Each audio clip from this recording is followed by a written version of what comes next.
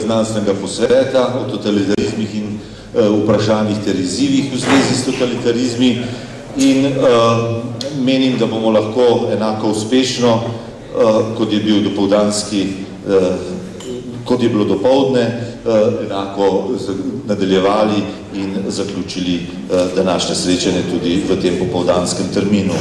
Torej, k besedi vabim gospoda Pavleta Jamnika, ki nam bo njegov referat ima naslov Zavedanje zločina. Gospod Jamnik je član komisije pri preiskovanjih povojnih množičnih pobojev in seveda danes tudi pomočnik direktorja uprave kriminalistične policije na Generalni policijski upravi na Ministrstvu za notranje zadeve. Lepo prosim, gospod Jamnik, beseda je vaša. Hvala lepa. Jaz bi vam rad v kratkem orisal oziroma predstavil spremembo v mišljenju v policiji, ki je nastala nekako sočasno, ali pa morda že se je začela ta sprememba že nekaj prej z spremembo političnega sistema. Glede na to, da je bila policija oziroma ljudska milica v času prejšnjega sistema pravzaprav varuh vseh teh skrivnosti okoli povojnih pobojev in pa grobišč, je bilo seveda za takratno milico leta 89 in 90 pravzaprav tudi to veliko vprašanje, kako se lotiti vseh teh novih izzivov. Temeljno vprašanje je seveda bilo, ali so to sploh kazniva dejanja, kako s temi kaznivimi dejanji začeti, kako se do njih opredeljevati. Ampak za uvod bi vam rad prebral samo en kratek odlomek iz dokumenta, ki je pravzaprav eden že od nekaj najdenih dokumentov, ki pa v osnovi definira, zakaj je do takega prekrivanja, tako grobišč, kot pa samih pobojev tudi prišlo. Ta dokument je našla zgodovinarka Muzeja novejše zgodovine v pokrajinskem arhivu v Vipavi oziroma v Ajdovščini. In nekaj teh stavkov gre takole. Izdajalce in sovražnike naroda je zadela pravična kazen, katero jim je izrekel celokupen narod. Ni jim bila izrečena samo kazen smrti, temveč obenem tudi kazen izgube narodne časti, ter iz tega sledi, da jim je bila odvzeta tudi vsaka posmrtna čast. Tem načelom moramo slediti dosledni in neomajni v njihovem izvajanju, ter se zato narodnim oblastem in narodni zaščiti sama po sebi nalaga dolžnost, da se posameznikom prepreči oziroma onemogoči vsak poskus prekopavanja grobov narodnih izdajalcev ter prirejanja pogrebov. Načelo naj velja, da morajo grobovi izdajalcev biti pozabljeni in da se za njimi mora zapisati vsaka sled in spomin, ter da se na ta način ohrani narodna čast na dostojni višini neokrnjena. In to načelo je potem veljalo 55 let. O tem se ni govorilo, grobov se ni obiskovalo javno, razen na skrivaj. Na grobove so se metale smeti, če so se našli posmrtni ostanki, so se ljudje obnašali, kot da niso našli ničesar. In vse to je tudi v ljudeh pustilo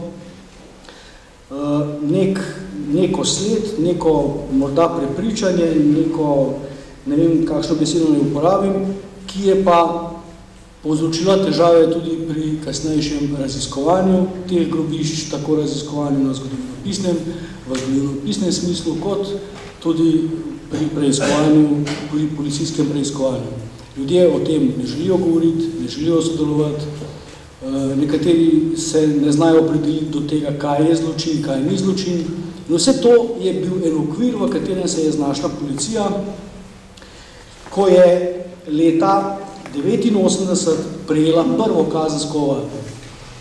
Pravzaprav prijelo je tožilstvo v Celju in sicer od takratnega študentskega časopisa Tribuna za kazensko ovadbo zoper neznane storilce zaradi pomora vojnih ujetnikov v taborišču Teharje. To je bila prva uradna vložena kazenska ovadba zoper nek dogodek po drugi svetovni vojni. Tožilec v Celju je samo medklic, v tem svojem prispevku sem poskušal po letih definirati te najpomembnejše dogodke, ki so opredeljevali delo policije in pa tožilstva pri raziskavi teh pobojev. In ko je prišla ta kazenska ovadba študentskega časopisa na tožilstvo, je takratni tožilec ni vedel, kako ne odreagira. Potem se pojavi v letu 90 več prijav na policijo, da ljudje odkopavajo posmrtne ostanke na neoznačenih grobiščih. Takrat je načelnik takratne milice poslal vsem organom za notranje zadeve po Sloveniji obvestilo, da je treba vsak tak prekop ustaviti in obvestiti pristojne pogrebne institucije. To je že prvi korak k prepoznavanju grobišč kot lokacij, v katerih so pokopani ljudje in ne več lokacij, ki jih je treba prekriti, ki jih je treba zamolčati. Torej, že nekaj dni po tem v letu 90 je namestnik republičnega sekretarja naročil vsem organom za notranje zadeve, da je treba kraje, kjer se kosti najdejo, zavarovati, obvestiti preiskovalnega sodnika in se posvetovati z javnim tožilstvom o nadaljnjih ukrepih. To je pravzaprav dokument zelo pomemben, kajti s tem dokumentom je država, policija je pač del države, prepoznala povojna množična prekrita grobišča kot kraje kaznivih dejanj. Ampak takoj že v naslednjih mesecih so se pa pokazale prve težave. Ko je policija obveščala preiskovalnega sodnika o najdbah kosti, seveda ni dobila nadaljnih navodil, kaj naj z njimi ravna. Sami v policiji, uporabljam besedo policija, ki smo jo zdaj vajeni, v tem prvem obdobju je bila to še milica. In v enem od dokumentov izpostavijo problem, ko preiskovalni sodnik ne da nikakršnih odredb, kaj narediti z najdenimi kostmi. Zato se v policiji začnejo tega problema zavedati in sestavljajo en niz problemov, ki so odprti in na katere policija ne zna sama odgovoriti. Torej, kam z najdenimi kostmi, ali naj organi za notranje zadeve v najdbah sami naprej odkopavajo, ali naj sodna medicina ugotavlja identiteto, kdo bo plačal stroške in pa ali naj se te kosti zakopljajo nazaj na istem mestu, kjer so bili najdeni.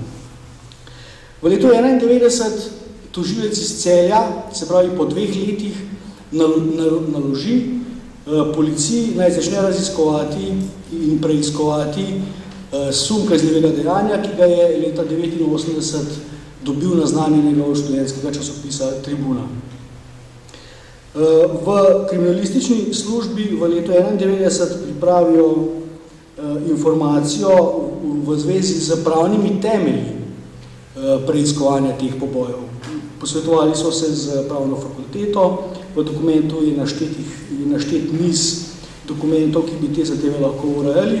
Pomemben pa je zadnji stavek, v katerem pravi: na podlagi tako zbranih podatkov bomo lahko napisali kazensko ovadbo po členih 144 in 145 kazenskega zakonika SFRJ. To sta bila kazniva dejanja vojnega hudodelstva zoper vojne ujetnike in pa kaznivo dejanje organiziranje skupine in spodbujanje genocidu in vojnih hudodelstv. To se pravi, v letu 1991 policija dobi jasna navodila, po katerih členih kazenskih zakonikov je mogoče preiskovati povojna grobišča in pa povojne poboje. Policija je potem javno tožilstvo zaprosila za mnenje, ker so se pojavili problemi predvsem z upravljanjem razgovora. Pri teh vsakdanjih, če lahko tako narekojo rečem, zadevah, s katerimi se ukvarja policija, v tem času, letu 1991, še ni bilo problemov, da se ljudje ne bi želeli s policijo pogovarjati. Če je policija hotela opraviti razgovor zaradi nekega suma kaznivega dejanja, so se ljudje na to bilo odzvali in so se s policijo pogovarjali. V tem primeru, pri raziskovanju povojnih pobojih, je bila pa situacija nekoliko drugačna. Zgodilo se je, da so kriminaliste, ki so želeli opraviti razgovor z nekom, enostavno na vratih odslovili in rekli, na to temo se jaz ne bom pogovarjal z vami. To se je naredilo večkrat. Potem veliko vprašanje je bilo, kako z ekshumacijami. Preiskovalni sodnik jih ni odrejal, kakšne so pristojnosti policije pri nadaljnjem izkopu na lokacijah, kjer se najde ena ali nekaj kosti. Po 3 mesecih je takratni javni tožilec Republike Slovenije, gospod Drobnič, upravo kriminalistične policije obvestil, da je podobno kot za vsa druga kazniva dejanja, tudi za te povojne poboje upoštevati določbe zakona o kazenskem postopku. Ta dokument je pomemben zaradi tega, ker je javno tožilstvo s tem dokumentom ne predvideva nikakršnih drugačnih kriterijev pri raziskovanju kaznivih dejanj povojnih pobojev oziroma nezastarljivih kaznivih dejanj kot pri drugih kaznivih dejanjih.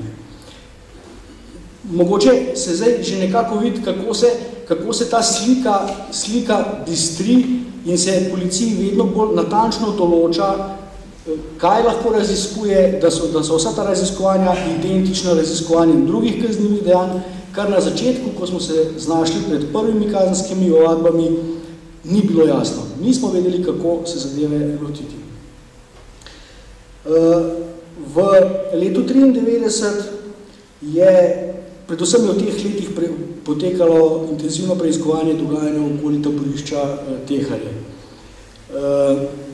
In tožilec iz Celja je predlagal tožilstvu in pa policiji, da bi zaradi kompleksnosti problematike ustanovili posebno skupino kriminalistov, ki bi se ukvarjala samo s temi vprašanji. Enako je potem leta 1993 javni tožilec Anton Drobnič predlagal ustanovitev take skupine tudi ministru, takrat ministru Bizjaku, in po usklajevanju mnenj in pa po ugotavljanju, kdo bi v tej delovni skupini sodeloval, je s prvim leta 1995 taka delovna skupina z takrat postavljenim imenom Sprava začela delovati. Potem organizirani so bili redni sestanki za kriminaliste, ki so delali potem po teh vprašanjih so bila organizirana nekatera izobraževanja. In pa pomembno v tem razvoju preiskovanja je bil tudi predlog preiskovalnemu sodniku za odreditev ekshumacije v tako imenovanem Brezarjevem breznu oziroma v Kuci dolini ob Brezarjevem breznu, kamor so že kmalu po vojni prekopali žrtve iz tega brezna. Tukaj se je pa zadeva zakomplicirala, ker so bili za ta izkop potrebna seveda velika sredstva. Preiskovalni sodnik ni želel dati odredbe, ker ni vedel, kdo bo stroške kril. Stroški so bili takrat ocenjeni v 260-280 tisoč mark. Ker je bilo to vprašanje treba rešiti, če ne bi šla preiskava naprej.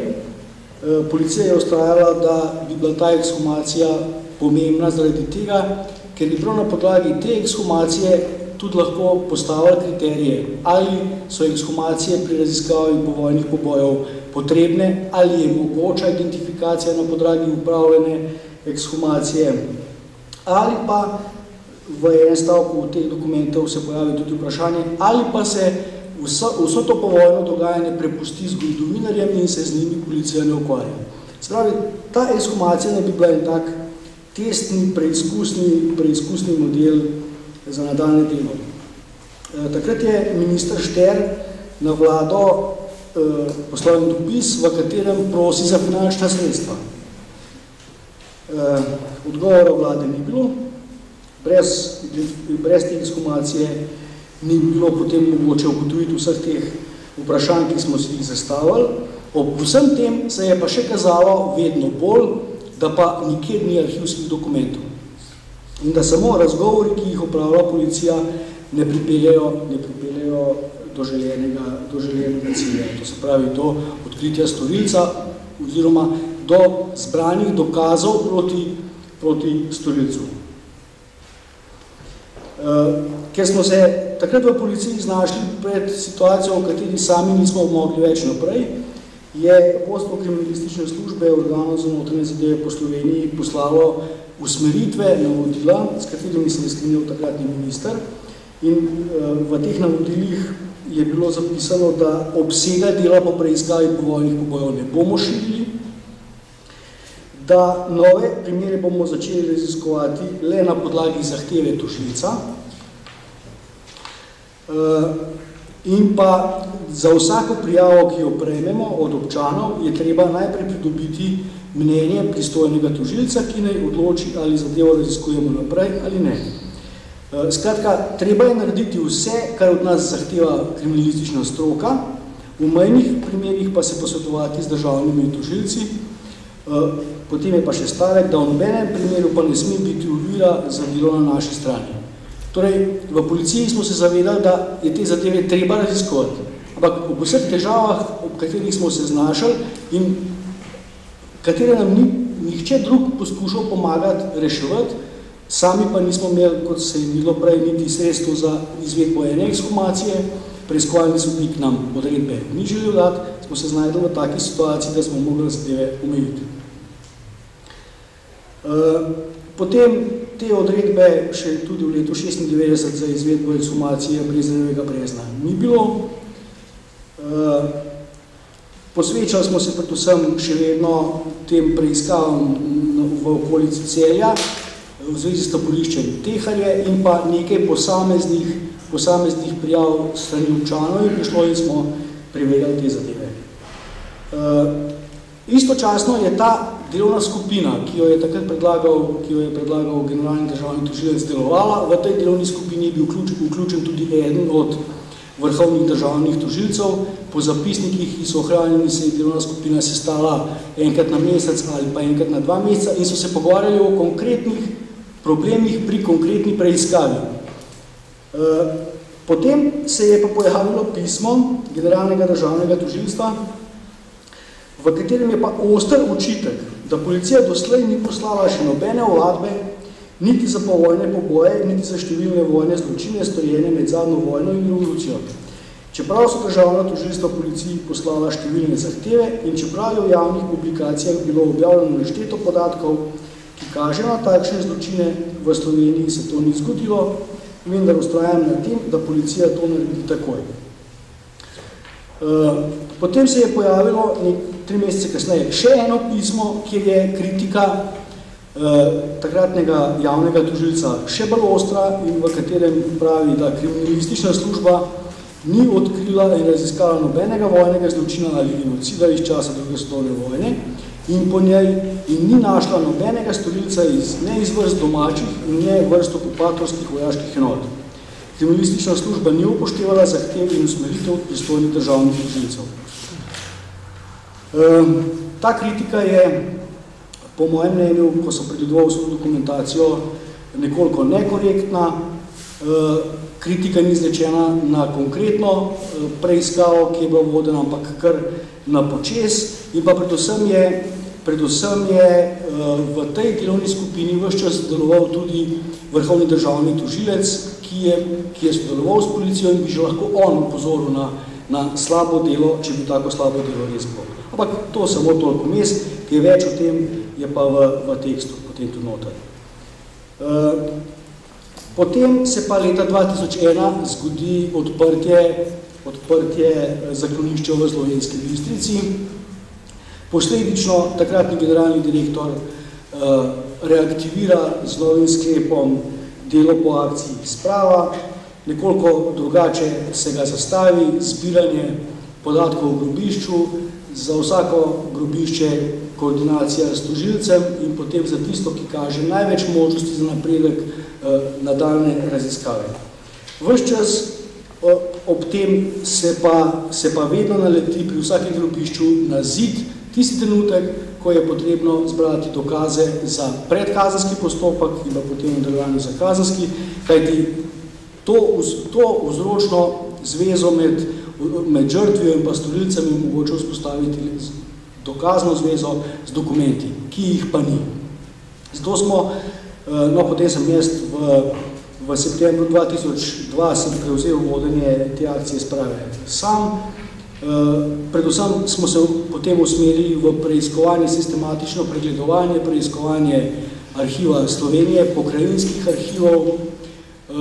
Čeprav je bilo že od vsega začetka jasno, da v arhivih ni fonda, ki bi govoril o tem obdobju, pa smo računali, da morda najdemo kakšen posamezen dokument, ki je ušel temu vsem čiščenjem.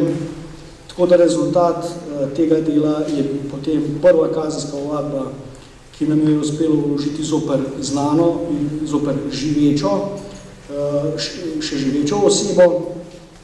Ob tej ovadbi, kot verjetno veste, se je sprožila precejšnja javna polemika o upravičenosti pregona, o pravnih temeljih, na podlagi katerih je pregon storilcev za taka nezastarljiva kazniva dejanja sploh mogoč ali ni mogoč. Tožilstvo je predlagalo uvedbo preiskave, preiskovalna sodnica predlog zavrne, tožilec se pritoži, Vrhovno sodišče pritožbo tožilca na zavržbo preiskave ponovno zavrže. Je pa pomembno, da je pa Vrhovno sodišče v zavržbi zapisalo, da je pregon zoper taka kazniva dejanja mogoč, vendar je pa v konkretnem primeru zbrano po njihovem mnenju premalo dokaznega gradiva, ki bi potrjeval tiste stopnje utemeljenosti suma, ki je potreben za uvedbo preiskave. Leta 2006 policija podala drugo kazensko ovadbo zoper znano in še živečo osebo, torej 2006 ovadba, preiskovalna sodnica predlog tožilca za uvedbo preiskave zavrne, tožilec se pritoži na Višje sodišče v Mariboru, senat Višje sodišče ugodi pritožbi, senat ponovno zavrže zahtevo za pritožbo, tožilec se je ponovno pritožil in tokrat je Višje sodišče v Mariboru samo odredilo uvedbo preiskave in od jeseni 2009, se pravi od 2006, ko je bila vložena kazenska ovadba, do jeseni 2009 se preiskovalna sodnica začne z zaslišanjem prič. Ker je ves čas jasno, da je pomemben segment, najpomembnejši arhivsko gradivo, je Republika Slovenija 19.9.2007 vložila diplomatsko noto Srbiji za dostop do dokumentov v arhivih. Odgovora ni bilo nikoli.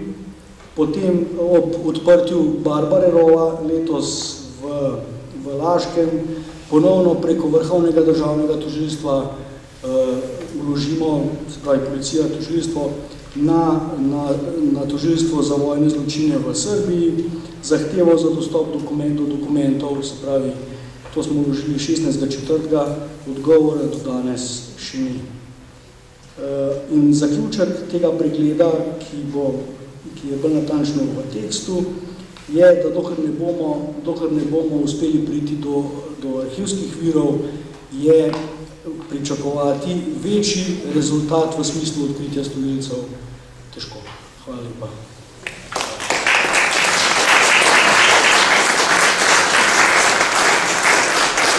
Hvala lepa gospodu Jamniku za pomemben referat, ki govori, ali pa govoril, kako utreti pot zamolčani preteklosti na raven, bi človek rekel, raziskovanja na raven državno raven oziroma na institucionalno raven, kar pomeni, da seveda je država to nenazadnje akceptirala, kljub temu, da so seveda očitno različna gledanja na to ali tolmačenja, ampak vendarle je postalo del seveda tega državnega ustroja, ki ne more verjetno več zanikati tisto, kar so morda včasih trdili posamezniki, prizadeti ali pa nekateri zgodovinari. Torej, še enkrat hvala lepa gospodu Jamniku. Za našo mizo je že gospa dr. Mateja Čoh, ki bo predstavila referat z naslovom Bande, teroristične skupine ali provokacija UDBE. Še to, da je gospa Čohova zaposlena na Študijskem centru za narodno spravo in se seveda z tem problemom totalitarizma že dalj časa ukvarja. Hvala lepa. Hvala lepa. Torej, spoštovani, po koncu druge svetovne vojne so v Sloveniji nastale in delovale različne ilegalne in večinoma tudi oborožene skupine oziroma organizacije. In zato lahko trdimo, da je bila ena od pomembnejših nalog UDBE v drugi polovici 40 let tudi boj proti tako imenovanemu banditizmu. Za ilegalne skupine lahko v Sloveniji v tej maloštevilni literaturi, ki o tej tematiki obstaja in jo večinoma tudi nekritično obravnava, zasledimo različna poimenovanja. Najpogostejša poimenovanja so bande, tolpe, križarji, vojska kralja Petra, Matjaževa vojska, Matjaževo gibanje. Temeljna stališča partije o ilegalnih skupinah je najbolj sistematično predstavil član Centralnega komiteja Komunistične partije Jugoslavije Edvard Kardelj na kongresu, na 5. kongresu partije julija 1948 v Beogradu, ko je v svojem referatu poudaril, da so želele, navajam, kontrarevolucionarne in izdajalske sile pod pokroviteljstvom in vodstvom reakcionarnega katoliškega klera in v nenehnem sodelovanju z raznimi imperialističnimi obveščevalnimi službami, konec navedka, obnoviti delovanje različnih četniških, ustaških in pa domobranskih skupin. Ilegalne skupine je tedaj Kardelj označil za reakcionarne in odpadniške tolpe, njihove člane in podpornike pa za špijone tujega imperializma, za zakrknjene vojne zločince in poklicne izdajalce in vohune. Na podlagi tega lahko temeljna izhodišča, na podlagi katerih je UDBA odkrivala in preganjala te ilegalne skupine, strnemo v 4 točke. In sicer prvič, ilegalne skupine so organizirali, podpirali in usmerjali emigrantske obveščevalni centri, ki so nastali v begunskih taboriščih v Avstriji in Italiji. Drugič, ilegalne skupine so bile usmerjene protikomunistično in so delovale s ciljem zrušiti obstoječo oblast v Jugoslaviji in se zavzemale za vrnitev kralja Petra II. V Jugoslavijo. Tretjič, ta cilj so nameravali doseči s političnimi, vojaškimi, obveščevalnimi in s propagandnimi akcijami. In četrtič, zato so se torej z namenom doseči ta cilj, so se povezovali s tujimi obveščevalnimi službami, predvsem z britanskimi in z ameriškimi.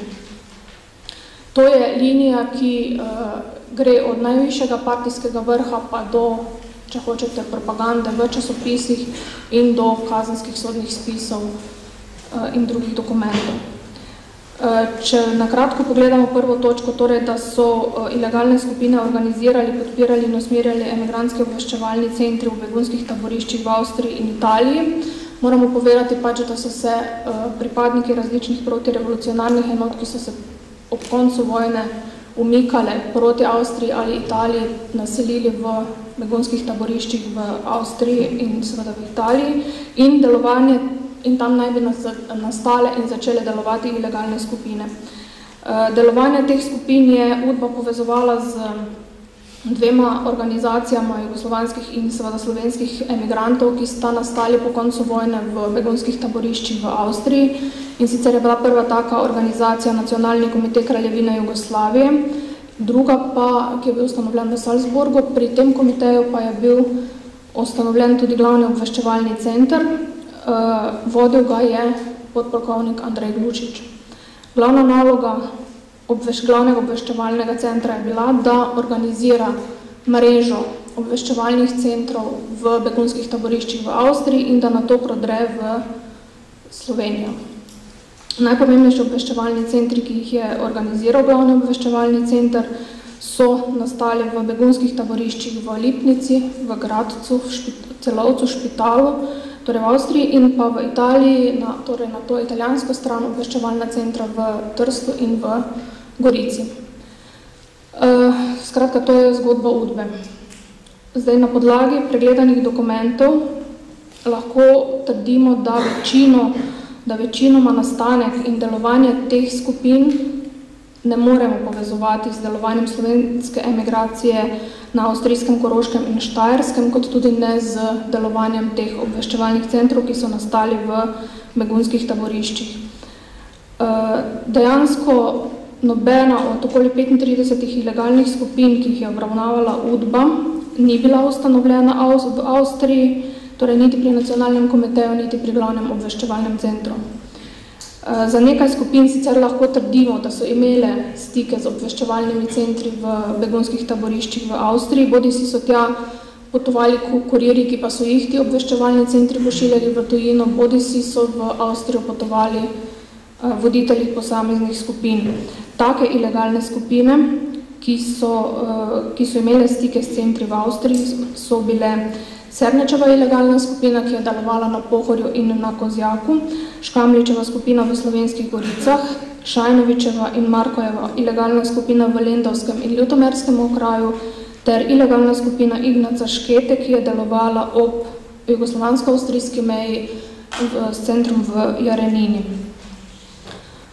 Glede tega želimo opozoriti še na eno stvar, namreč dejstvo je, da so obveščevalni centri pošiljali kurirje v Slovenijo, vendar pa moramo ugotoviti tudi, da so ti kurirji izredno slabo poznali stanje oziroma dejanske razmere v Sloveniji. In na podlagi tega lahko tudi trdimo, da so bili v glavnem obveščevalnem centru in njemu podrejenih obveščevalnih centrov v begunskih taboriščih prepričani, da obstaja v Sloveniji izjemno široka in razpredena mreža teh ilegalnih skupin, kar pa sploh ni ustrezalo dejanskemu stanju na terenu. Če nakratko omenimo še drugo točko, to je, da so bile ilegalne skupine usmerjene protikomunistično in da so si prizadevale zrušiti obstoječi družbeni in politični sistem, moramo v zvezi s tem poudariti, da so obstajali trije programski in organizacijski dokumenti, na podlagi katerih naj bi nastajale in delovale te ilegalne skupine. To so bili tehnična instrukcija, navodila za obveščevalno službo ter letak Slovenci in Slovenke. Avtor vseh treh je bil že omenjeni Glušič. Ta je v tehnični instrukciji v bistvu v upravnem smislu predvidel organizacijo sistema tako imenovanih krajevnih trojk, kar naj bi bila lokalna organizacija oblasti, in pa v vojaškem smislu določil organizacijo vojaških operativnih enot v domovini, to je tako imenovane Matjaževe vojske in cilje njihovega delovanja. V navodilih za obveščevalno službo je določil, kakšne podatke naj bi zbirali obveščevalci in drugi pripadniki Matjaževega gibanja, naprimer o jugoslovanski armadi, o političnih razmerah in ukrepih komunistične oblasti v domovini, o Udbi, o milici, o razmerah v cerkvi, torej skratka splošno rečeno o stanju v državi.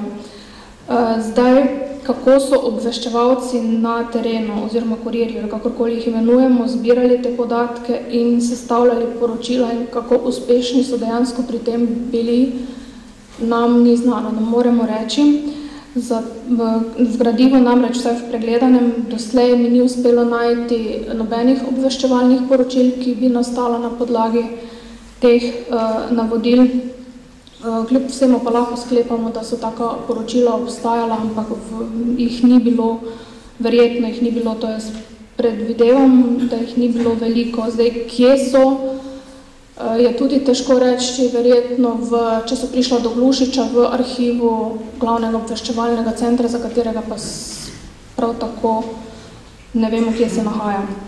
Tretji dokument je letak Slovenci in Slovenke, ki predstavlja neke vrste, bi lahko temu rekli, politični program gibanja oziroma delovanja ilegalnih skupin, se je v njem Drušič pozval k uporu proti tretjemu, to je proti komunističnemu okupatorju, ki naj bi deloval v Sloveniji oziroma v Jugoslaviji kot izpostava Sovjetske zveze.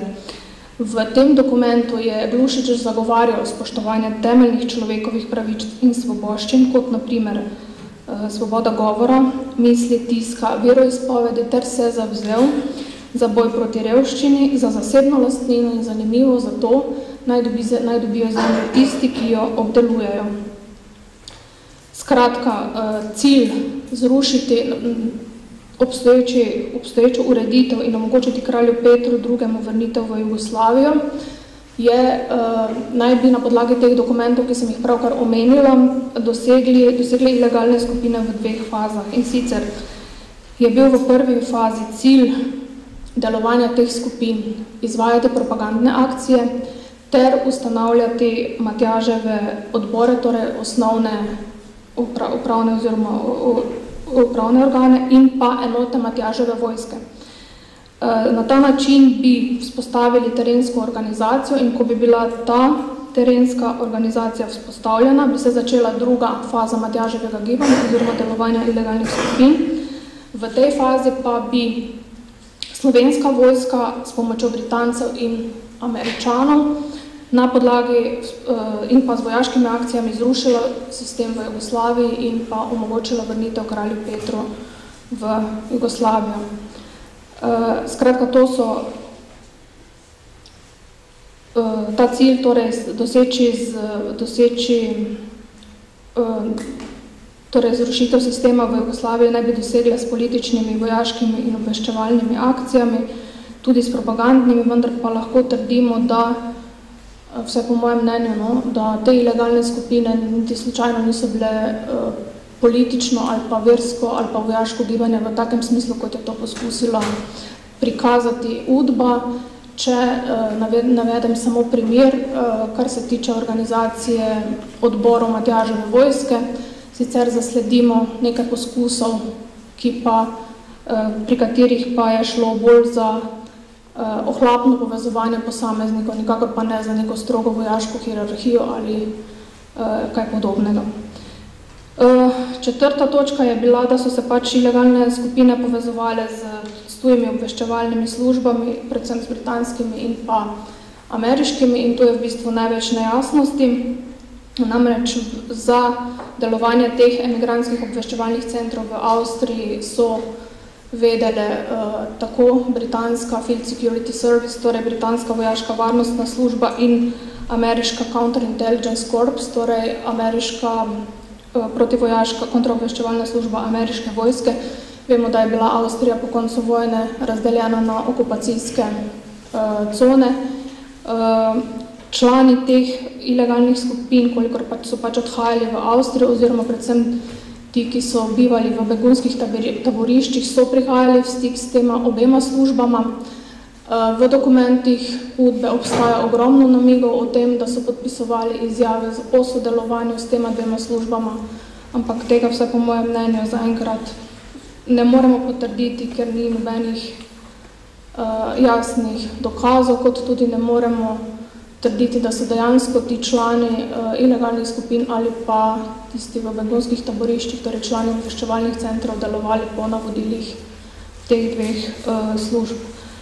Nekaj osnovnih informacij še. Med letoma 45 in 50 je v Sloveniji nastalo in delovalo okoli 35 ilegalnih skupin in organizacij, največ na Štajerskem in v Prekmurju. V drugih predelih Slovenije je bilo to ilegalno delovanje razširjeno v precej manjši meri.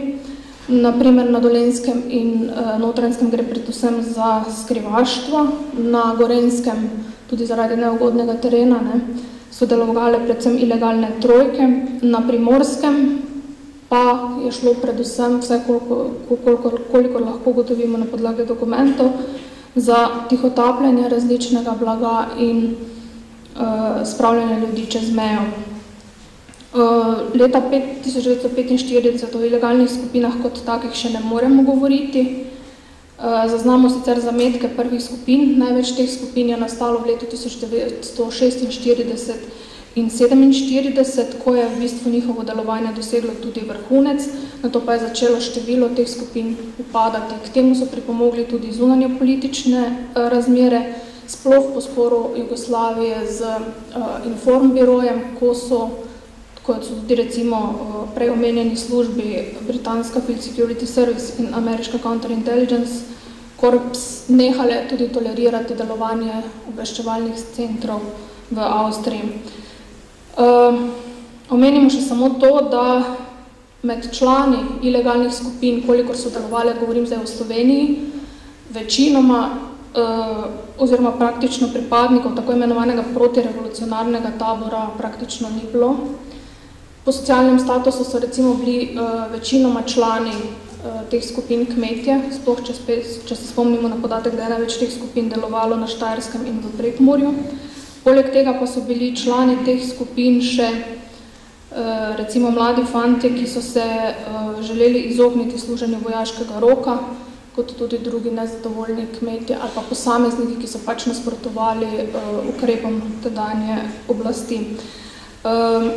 Delovanje teh skupin je odkrivala UDBA, večinoma z izredno široko razvejano agenturno in informativno mrežo, tudi s tem, da je recimo med njene največje uspehe, če samo omenim, sodi aretacija člana glavnega obveščevalnega centra iz Salzburga in pa 2 kurirjev tega centra, torej Miodraga Mihajloviča, Ferdinanda Gigca in Štefana Horvata. Mihajloviča in Gigca je UDBA pridobila za sodelovanje in posledica tega je bil tudi največji sodni proces proti pripadnikom Matjaževega giba oziroma proti članom ilegalnih skupin. Ta sodni proces je pa potekal oktobra 1946 pred vojaškim sodiščem 4. armade v Mariboru. Sodišča so sodila članom in podpornikom ilegalnih skupin na podlagi zakona o kaznivih dejanjih zoper ljudstvo in državo.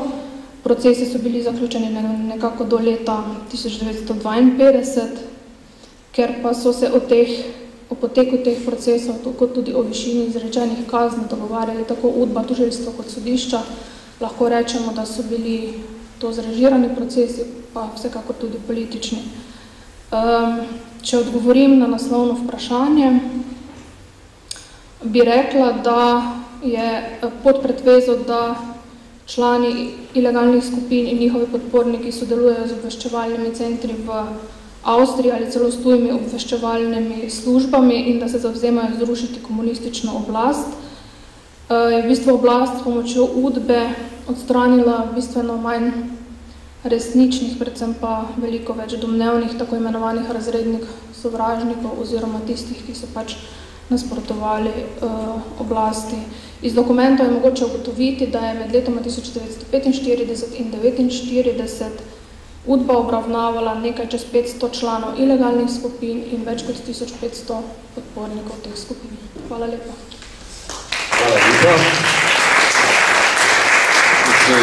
Čohovi za zanimiv referat in vabim gospoda Milko Mikolo, da nam predstavi njegov referat z naslovom Izgoni prebivalstva iz kraja bivanja v Sloveniji v obdobju 1947-1949. Če lahko povem, dr. Milko Mikola je verjetno eden od pionirjev raziskovanja komunistične represije v Sloveniji, napisal celo vrsto monografij in verjetno eden najboljših poznavalcev te povojne zgodovine in torej obdobja te represije.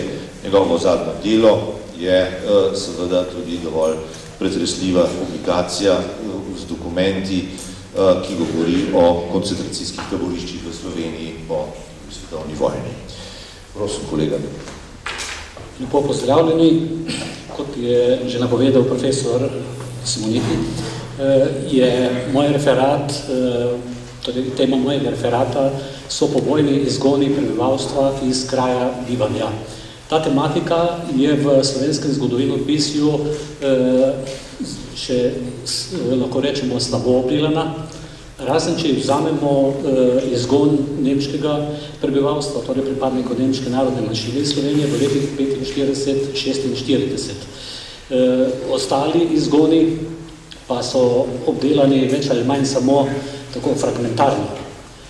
Moram reči, da sem se s to tematiko srečal, ko sem prebiral pričevanja oziroma dokumente, ki so jih ti izgnanci naslovili na Komisijo za izvajanje zakona o popravi krivic, ki dela pri Ministrstvu za pravosodje oziroma pri sektorju za popravo krivic na Ministrstvu za pravosodje. Tam so ohranjena ta številna pričevanja in najkar povem, da Študijski center za narodno spravo pripravlja, da bo letos, mislim, da čez kakšen mesec dober, da bo izdal publikacijo, torej zbornik dokumentov in pričevanj o povojnih izgonih prebivalstva iz Slovenije, v kateri bodo dokumenti, teh je zelo malo, moram kar povedati, predvsem pa pričevanja vseh teh izgnancev, torej izgnancev pripadnikov nemške narodne manjšine, pod narekovaje, ker so to dejansko bili Slovenci, ki so jih kot Nemce izgnali, potem pa tudi tisti, ki so bili izgnani v letih 47, 48, 49, torej Slovenci in pa deloma tudi Madžari. Zdaj, ko govorimo o izgonih prebivalstva, to je ena tipična kategorija represije komunističnega režima, ki je značilna tudi za fašizem, torej za vse tri totalitarne sisteme. Tako za fašizem kot nacizem in komunizem. Kot vemo, v Sloveniji smo se srečali vsemi tremi totalitarizmi in smo se srečali tudi z izgoni vseh teh treh totalitarizmov. Prvi so bili žrtev tega represivnega ukrepa primorski Slovenci, od strani fašističnega režima že v 20 letih prejšnjega stoletja. Potem so bili najhujši, seveda, oziroma najobsežnejši izgoni prebivalstva so bili izvedeni na Štajerskem in pa na Gorenjskem med drugo svetovno vojno od strani nacističnih okupacijskih oblasti, ki so načrtovale, to je dobro znano, od 220 tisoč do 260 tisoč, torej da izženijo od 220 do 260 tisoč Slovencev, se pravi eno tretjino prebivalstva z tega območja. Ta tematika je zelo dobro obdelana, torej po zaslugi pokojnega profesorja dr. Toneta Ferenca. No in z izgoni prebivalstva je nadaljevala tudi komunistična oblast po vojni. Naj tu povem, da je partizansko odporniško gibanje, ali če rečemo, torej, kot se je imenovalo narodno-osvobodilno gibanje, da je izgone prebivalstva začelo izvajati že v letih 43, od 43 dalje. In sicer gre za izgon tistih družin, ki bi naj bile naklonjene domobranstvu. In to je prvi predpisi, ki so urejali delo partizanskih sodišč, ki so bili sprejeti avgusta in septembra leta 1943, to je poseben pravilnik o prekarnih in odrednih vojaških sodiščih, pravilnik BOVS iz dne 16. septembra oziroma oktobra 1943 je določal kot eno kazen, da se lahko izreče, da lahko vojaško sodišče obsojencu izreče tudi izgon iz kraja bivanja. No in partizani so to kazen že med vojno izvajali, samo da je potem na mesto vojaških sodišč leta 1944 ta pravica oziroma ta pristojnost izvajanja izgona prišla na OZNO. In je OZNA izvajala brez odločbe sodišča. Žrtve teh izgonov so bili recimo znani, dve vasi sta tako znani, Hinje pa Žvirče, ki so jih celo potem požgali. Prebivalstvo so izgnali sredi zime, leta 1944, mislim, da je bilo to januarja, februarja, 45, tako ja. In so jih izgnali in vasi pa požgali in razrušili. Torej, ni bilo to nič novega, tisto, kar se dogajalo po vojni. No in kot sem že omenil, da je pa po vojni prišlo najprej do izgona pripadnikov nemške manjšine iz slovenskega ozemlja. Jugoslavija ni dobila od zaveznikov dovoljenja, ali bi rekel dovoljenja. Jugoslaviji niso dali, torej Jugoslavija ni bila med tistimi državami, za katere so zavezniki v Potsdamu avgusta leta 1945 v posebni deklaraciji pač se izrekli, da je treba, oziroma določili, da je treba tam nemško prebivalstvo izgnati, da bi torej onemogočili še nadaljne delovanje, to, kar se dogajalo na Češkem ali pa na Poljskem, in Jugoslavija ni bila to imenovana, da lahko izžene nemško prebivalstvo. Vendar je kljub temu prišlo do tega izgona v Jugoslaviji živelo, če samo malo navežem nazaj, približno 500.000 Nemcev. Največ seveda v Banatu, Bački Barani, Slavoniji. V Sloveniji jih je bilo od 25 do 28.000. In to prebivalstvo je bilo izgnano, tam izgoni so se začeli maja in so se zaključili, 45 in so se zaključili, zadnji transporti so še šli leta 46. Zadnji množični izgon je bil od decembra pa do aprila, decembra 45 do aprila leta 46. Posamični transporti so še pa potem šli manjši, še vse tja, mislim, da je bil zadnji novembra leta 46. Ja. To ni predmet mojega referata, potem obstaja, ta problematika je že zelo dobro raziskana, potem obstaja širna študija oziroma zbornik prispevkov z naslovom Nemci na Slovenskem 1941-1955, ki je šel leta 1998 in ponatis leta 2002, mislim, da je išel ponatis tega zbornika. Predmet mojega referata danes torej je izgon prebivalstva v letih 47-49. Tu gre za množične izgone. Po izgonu nemške manjšine, deloma so bili leta 1945 izgnani tudi Mađari iz Lendavskega okraja v taborišče Hrastovec in pa v taborišče Slaniče pri Ptuju, vendar jih niso izgnali iz Slovenije, iz Jugoslavije na Mađarsko, ampak so se potem smeli vrniti domov, za razliko od Nemcev. So pa leta 1947 potem prišli na vrsto Slovenci, oziroma je prišlo tudi slovensko prebivalstvo na vrsto za izgone. Namreč v Jugoslaviji je po vojni obstajala kazenska zakonodaja, ki je dejansko predstavljala samo kontinuiteto tistih predpisov, ki so nastali že med vojno. Ko sem dejal, da so že partizanski predpisi med vojno omogočali izgon prebivalstva. Tistega, za katerega so smatrali, da je sovražno razpoloženo do partizanskega odporniškega gibanja. Tudi uredba o vojaških sodiščih Vrhovnega štaba Narodnoosvobodilne vojske in partizanskih odredov Jugoslavije iz 24. maja leta 1944 je kot enega izmed ukrepov zoper tako imenovane narodne sovražnike je določala, da so lahko vojaška sodišča izrekla izgon iz kraja bivanja. Tudi zakon o vrstah kazni iz leta 45 in 46 je poznal to kazen, izgon iz kraja bivanja. Torej, sodišča, vojaška sodišča in pa civilna sodišča so po vojni lahko izrekala poleg glavne kazni, to pa je bilo vedno odzem prostosti s prisilnim delom, odzem državljanskih, potem stranske kazni pa še odzem državljanskih pravic, so lahko še izrekla kazen izgona iz kraja bivanja tja do 5 let, torej za 5 let. No, vendar do leta 47 ne moremo še govoriti o množičnih izgonih. Posamičnih, ja.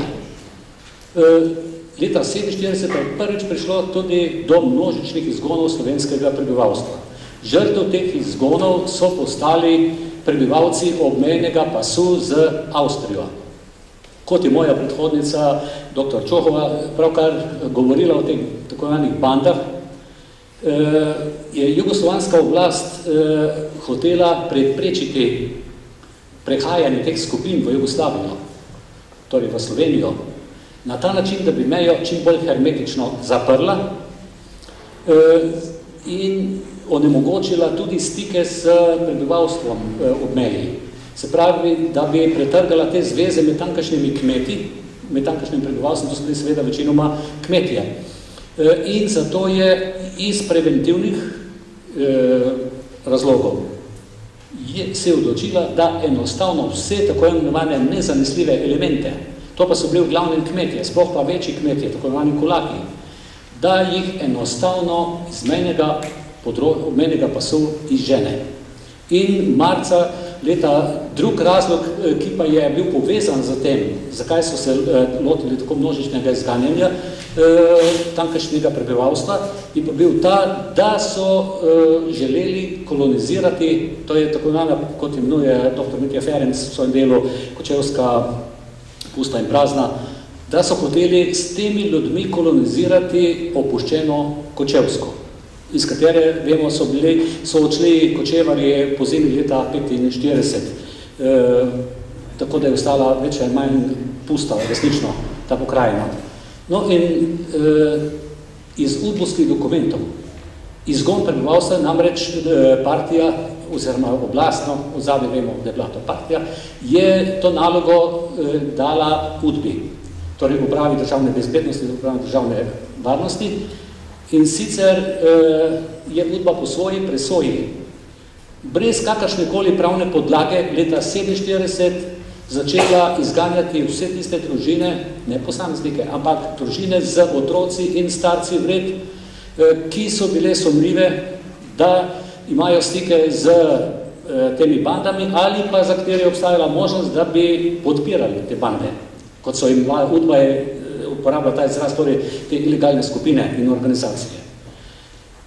Prve podatke iz dokumentov udbe, ki mi jih je uspelo pridobiti, moram pri tem povedati, da nisem jih sam poiskal, pa po naključju je moja sodelavka Neža Stres prišla do kar 3 poročil udbe o teh izgonih iz območja Štajerske, pa Prekmurja in pa Koroške. Ti izgoni, če držijo ti podatki, bi se naj začeli marca leta 1947. Takrat je udba izvedla prvi večji izgon. Oni so govorili o izselitvi, to, da to ni bila izselitev. Če je izselitev, to pomeni, da te izselijo nekam, torej, da gre za nek civiliziran postopek. To pa je bil postopek, ki je bil povsem enak, kot so ga proti slovenskemu prebivalstvu izvajali med okupacijo nacisti. Udba je preko svojih ovaduhov, predvsem pa preko partijcev in pa partijskih aktivistov, je ugotavljala, kdo je nezanesljiv in ga takoj potem uvrstila, njegovo družino uvrstila na seznam za izgon. No in kako je tak izgon potekal? Vidimo iz teh udbovskih dokumentov. Po družino so prišli po noči, torej določili so si točno določeno območje. Prvo območje je bilo najprej na vrsti Prekmurje, Štajerska, Koroška. Marca, junija je udba obdelala to področje. Po družino, ki je bila določena za izgon, so prišli po noči, proti jutranjim uram, da so jih presenetili v spanju, po spisku preverili, če so vsi prisotni, potem so jih pa jim dali, kot pričajo ti ljudje, približno 2 uri časa, da so najnujnejše imetje, da so se pripravili torej za odhod.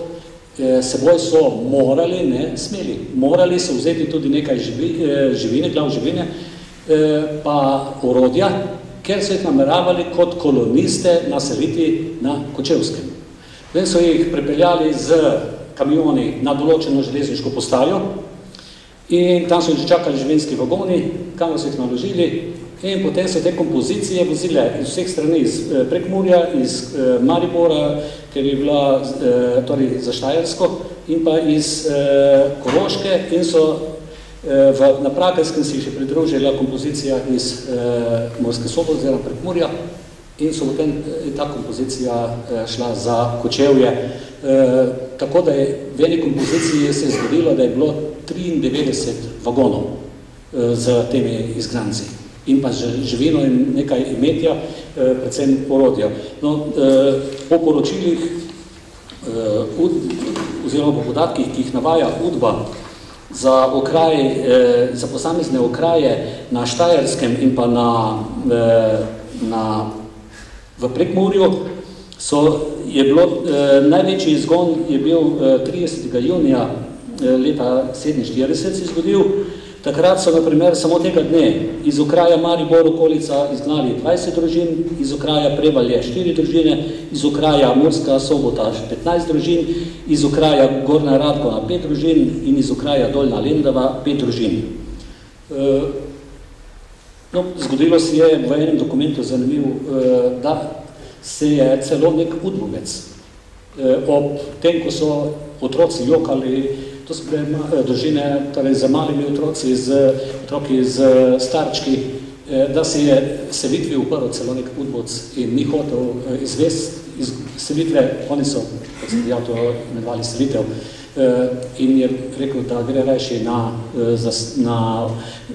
rajši vidi, da je poklicana odgovornost, ampak da tega ne bo delal. Torej, da je neka človeška poanta bila tudi v udbocih, je pokazal nek odnos. Sicer ni mogel preprečiti, to družino so temu izgnali, ampak je pa zanimivo, da je celo nekaterim udbocem to delo bilo zoprno, oziroma so se zavedali, da je to praktično, da gre za zločin. Kam so selili te ljudi? No, samo to še povem, da je sledil izgon iz Gorenjske, iz Zgornje Savske doline, septembra leta 1947. Te ljudi so selili na Kočevsko, ki postala nekakšna slovenska Sibirija. Tam so imeli omejeno gibanje, samo na območju okraja Kočevje so se smeli gibati. Za dovoljenje izven tega okraja jim je dajal posebno dovoljenje, jim je dajal odsek za notranje zadeve, oziroma oddelek za notranje zadeve pri okrajnem ministrskem odboru Kočevje, v izrednih primerih pa direktno ministrstvo za notranje zadeve. Te družine so silno trpele, to je bilo dejansko kot neke vrste taborišče. Morali so hoditi delati na državna posestva in na državne ekonomije, pa na gozdna podjetja. Otroci, ki so bili tam izgnani, niso več mogli obiskovati srednjih šol, zato so mnogi ostali brez izobrazbe. Vračati so se začeli, nekateri, naj povem samo, da so tam umrli od žalosti, večinoma, torej da so bili tudi primeri, ko so od žalosti, niso prinesli tega udarca, da so podlegli in so umrli so tudi številni otroci. Iz pregnanstva so se začeli vračati po letu 1951. Druga velika skupina izgnancev, oziroma tak množični izgon pa se zgodil leta 1949, ko so izgnali 215 družin iz prekmurske vasi Petišovci. Bili so 85% teh prebivalcev je bilo Mačarov, ti so bili žrtve dejansko tedaj nastalega spora Jugoslavije, oziroma komunistične partije Jugoslavije z Informberojem, ker so jih smatrali kot potencialne saboterje na naftnih napravah, ki so črpali nafto in so jih iz preventivnih razlogov so jih enostavno izgnali, z njimi so postopali skoraj še slabše kot s temi iz obmejnega področja, ker so jih enostavno naložili na tovornjake. Izgon se je zgodil decembra leta 1948 in pa aprila leta 1949 v dveh etapah.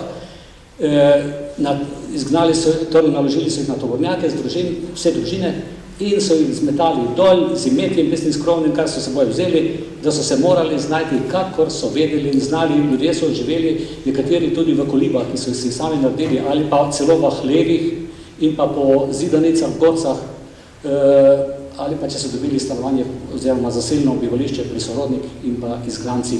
Tudi oni so se smeli vrniti šele po letu 1951 so se začeli vračati. Vse imetje so jim razlastili, njihove hiše, lesene hiše so vse porušili, vas so pa celo obdali z bodečo žico, ki jo je stražil knoj in je vas stražil knoj, da se ne bi nihče več vrnil nazaj. Po letu 1951 so se začeli vračati. Samo to še naj povem, da so izgone po letu 1947 glavnem izvajali organi za notranje zadeve, predvsem UDBA. In sicer potem na podlagi iz obmejnega področja, na podlagi zakona o gibanju v obmejnem pasu iz novembra leta 1947, lahko so ga izgnali upravni organi do 2 let.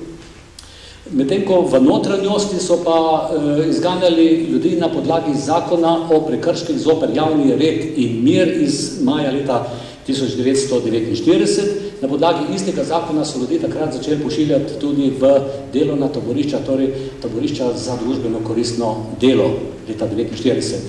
In upravni organi, sodni organi, sodišča so smela to kazen izrekati do leta 1951, do sprejetja uvodnega zakona v kazenskemu zakoniku 27. januarja leta 1951. Upravni organi so pa lahko to kazen izrekali še 58. leta, še naprej, in so jo tudi izrekali. Samo da žrtve tega ukrepa so pa takrat bili Informberojevci. Njim so določali kraj bivanja, so jim smeli določiti. To kraj bivanja je bil pa za moške Mermer, to je Goli otok, za ženske pa, kot veste, otok Grkol. Ta problematika je zelo širna, še neobdelana in še čaka na temeljitejšo obdelavo.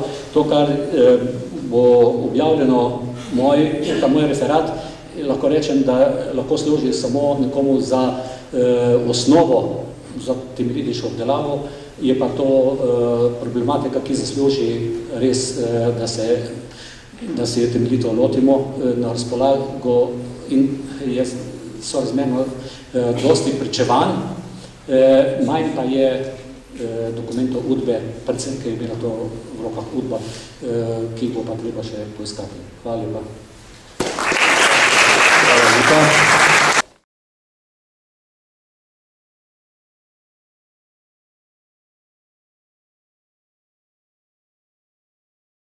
Vzela magistra Andreja Valič z tekstom, z referatom, z naslovom Zgodovina za prihodnost. Gospa Valičeva je direktorica študijskega centra za narodno spravo in hkrati se ob vodenju tega študijskega centra ali inštituta ukvarja poglobljeno še z vprašanjem človekovih pravic in z tem, kako prenašati in posredovati vedenje o dejanjih totalitarnih režimov na mlajšo generacijo oziroma kako spraviti v eno normalno zavest to našo pravzaprav zamolčano, pa vendar vedno bolj znano preteklost. Torej prosim kolegico Andrejo Valič, da poda svoj referat. Hvala lepa. Hvala lepa, dr. Simonitiju, za uvodne besede. No, jaz bom v svojem referatu, ki bo pač objavljen v precej večjem obsegu, kot je pa zdaj možno tukaj o tem govoriti. Bom najprej govorila o tem, torej o vlogi izobraževanja oziroma o izobraževalnem nivoju s poudarkom na pouku zgodovine v spravnem procesu oziroma procesu tranzicijske pravičnosti na Slovenskem. Potem pa v drugem delu bi pa želela govoriti o projektu Človekove pravice in pouk zgodovine, ki je potekal od leta 2005 do 2008 in v tem okviru pravzaprav podati tudi nekaj predlogov za evropski nivo obravnavanja človekovih pravic pri pouku zgodovine in s tem seveda tudi njihovega kršenja, še zlasti v totalitarnih režimih, ki so pustošili v 20. stoletju. Torej, spravni proces nekako delim na različne nivoje. O nivoju prava smo danes že slišali, prav tako tudi o nivoju raziskovanja, zgodovinopisja še posebej, pa nekaj o nivoju politike, sprejemanju raznih resolucij, projektov in programov. No in kot že rečeno, jaz bom govorila o nivoju izobraževanja, seveda pa obstaja še popolnoma osebni nivo, oziroma lahko bi rekli neka kultura odpuščanja. Torej, generacije mladih so na slovenskem predšolskem pouku poslušale o zločinih fašizma in nacizma, medtem ko o zločinih totalitarnega komunističnega režima, ki je prevzel oblast na Slovenskem leta 1945, se v šolah, pa tudi doma večinoma ni govorilo. Zgodbe so bile skrite, zamolčane, spravljene nekje daleč za fasadami neizgovorjenega. Tako je bilo namreč varneje. In še danes v času, ko je Slovenija že skoraj 20 let umeščena v demokratični svet, mnoge Slovenke in Slovenci pripovedujejo svoje zamolčane zgodbe iz časa komunizma s strahom in skrbjo. S tem se pravzaprav vsakodnevno srečujemo na študijskem centru za narodno spravo.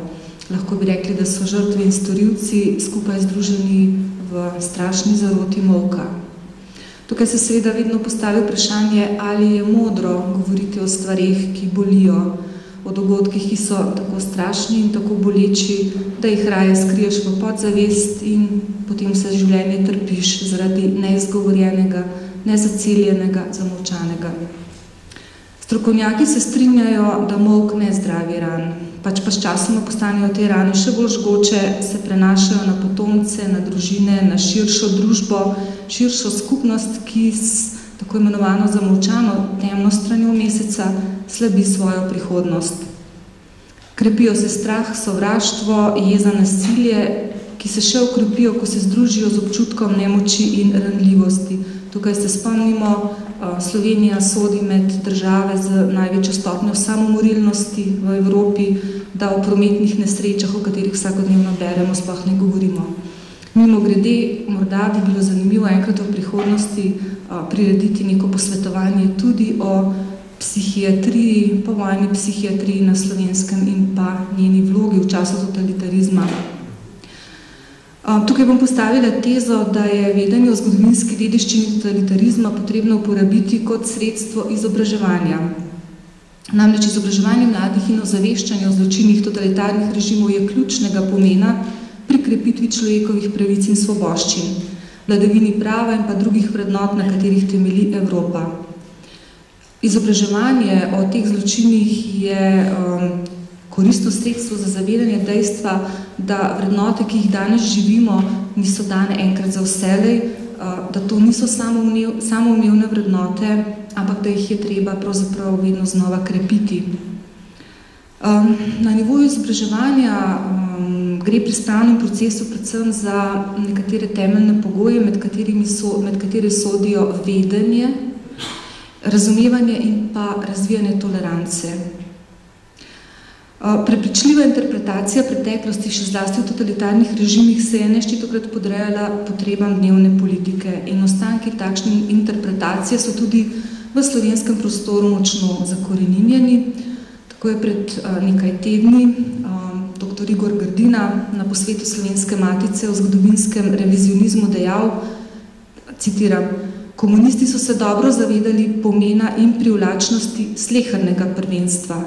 Zato so naredili vse, da bi postali gospodarji zgodovine, ne samo v sedanjosti in prihodnosti, ampak tudi v preteklosti. Njene interpretacije so spremenili v vedeževalsko napovedovanje, kakršno je služilo za navdih Georgeu Orwellu pri pisanju znamenitega romana 1984. Konec citata. Pogosto je bila šolska verzija zgodovine predstavljena kot popolnoma točna in nevprašljiva podoba dogajanja v preteklosti. Jezik zgodovinopisja in zgodovinskih učbenikov je mnogokrat služil spodbujanju nacionalističnih čustev, utrjevanju občutkov rasne, verske in kulturne premoči, širjenju stereotipov, predsodkov, celo spodbujanju sovraštva in nasilja.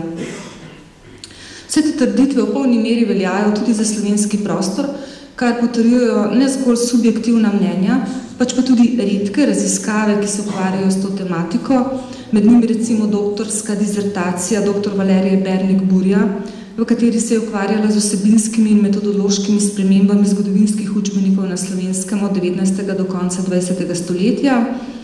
Potem sodi med te raziskave projekt Evalvacija slovenskih zgodovinskih učbenikov, ki se je odvijal v letih 2006 in 2007 in je ostal nekje na pol poti, saj ni bil, torej izsledki tega projekta še niso javno objavljeni, kljub obljubam, v njem so pa marsikatere zanimive ugotovitve. Potem bi pa omenila še raziskavo magistrice Špele Verbič-Trunk iz leta 2005, ki se ukvarja s politično ideologijo v slovenskih zgodovinskih učbenikih v času socializma in postsocializma in potrjuje navedene trditve.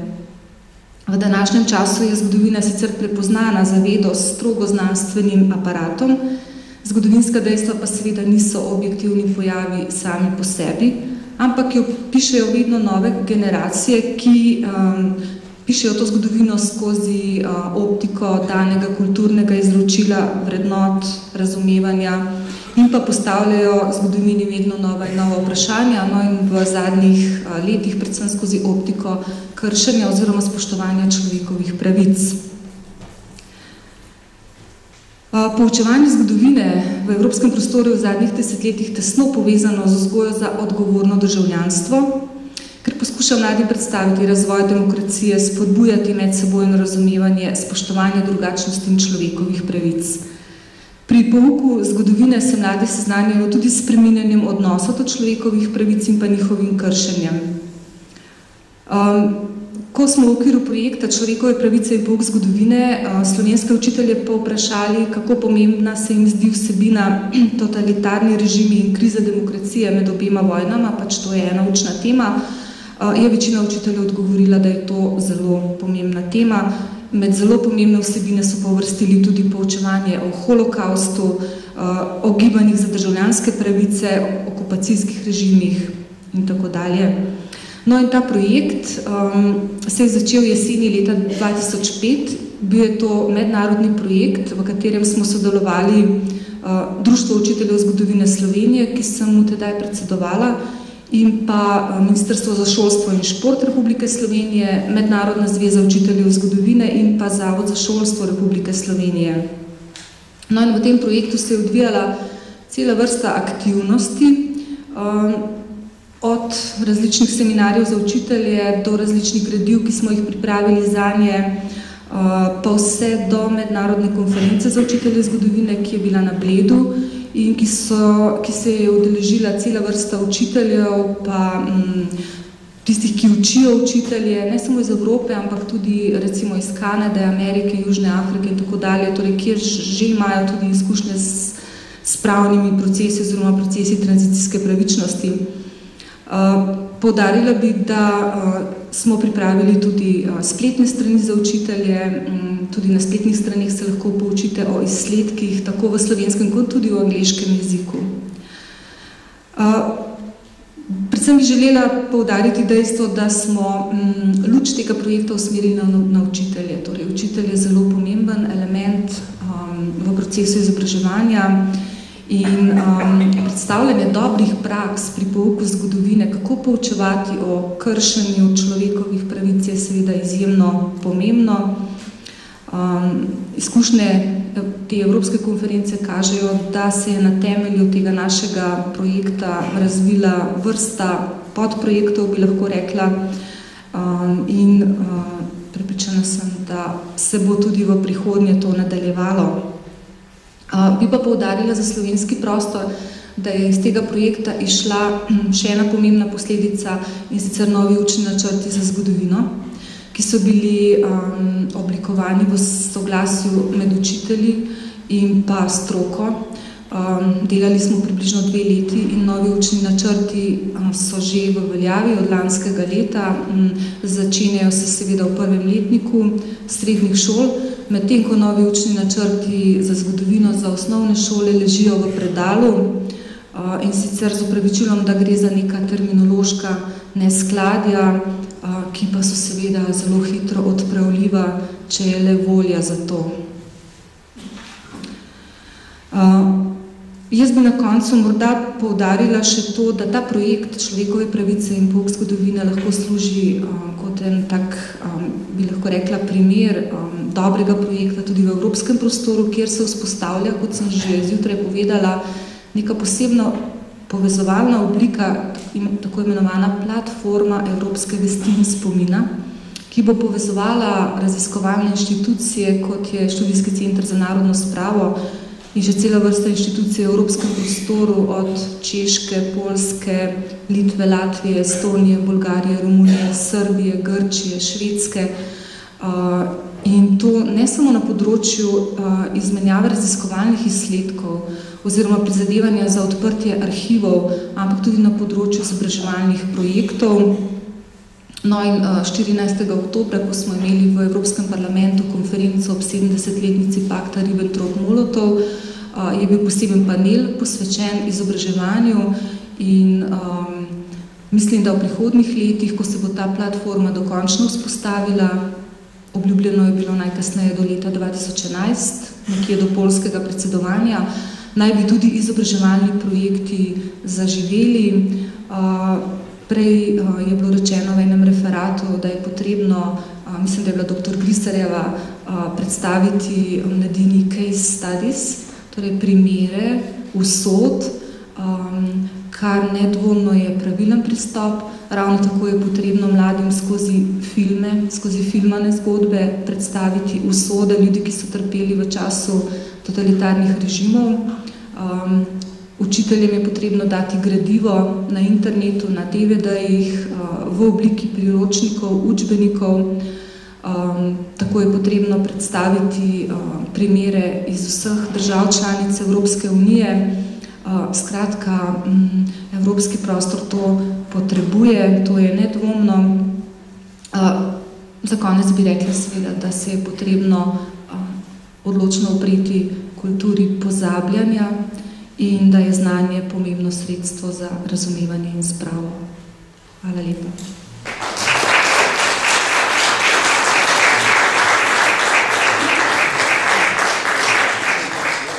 Hvala lepa za ta referat, ki govori dejansko o prihodnosti, o obetih in o nalogah. In vabim za mizo pravzaprav magistro Moniko Kokalj-Kočever, ki nam bo predstavila življenjske zgodbe druge svetovne vojne.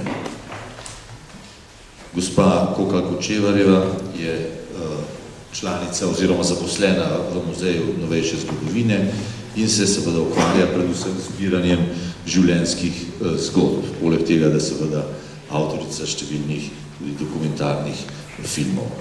Prosim. Hvala lepa. Malce bo treba počakati, da se tehnika vzpostavi.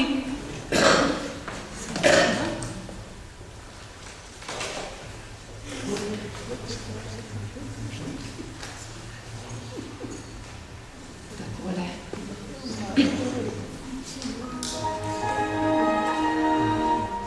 Najprej lep pozdrav še v mojem imenu.